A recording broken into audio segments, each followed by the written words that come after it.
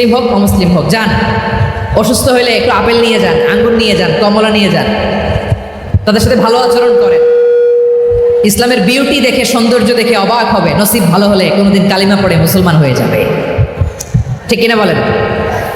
তাহলে অমুসলিমের সাথে ভালো সম্পর্ক। বিশ্বনবী ইহুদির বাড়িতে গেলেন, ইহুদির বাড়ি, আর আমার মুসলমান ভাই আমার কাফের বলে, এরকম আছে না নাই?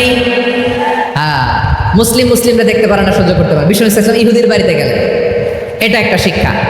আরেকটা শিক্ষা হলো, ভাইরা ধাক্কা মেরে এসে সামনে এসে কি লাভ? প্রোগ্রাম তো শেষ হচ্ছে, এখনই শেষ হচ্ছে তো।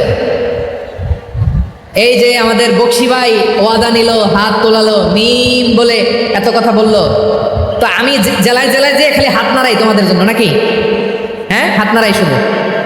এই ধাক্কাইতে ধাক্কাইতে এদিকে এসে হাত নাড়াইতেছে, হয়েছে তো, দেখলাম তো, ঠিক আছে, মাশাআল্লাহ, অনেক সুশৃঙ্খল, অন্যান্য যে কোনো জেলার জন্য সুশৃঙ্খল। আমার দিকে তাকাও, আমার দিকে তাকাও, ঠিক আছে। এই যে দাঁড়িয়ে আছে, একটা ছেলে নড়ে না, দেখছেন? মাশাআল্লাহ, মাশাআল্লাহ, মাশাআল্লাহ। হ্যাঁ, এইভাবে। আর কয়েকটা মজাদার কথা আছে, শোনো। এই হাদিস থেকে আমাদের শিক্ষা হলো, আমার প্রতিবেশী যেই ধর্মের হোক আমি সম্পর্ক রাখবো। অসুস্থ হলে যাব, কি বলেন ভাইরা? যাবেন না? যাবেন না আপনারা?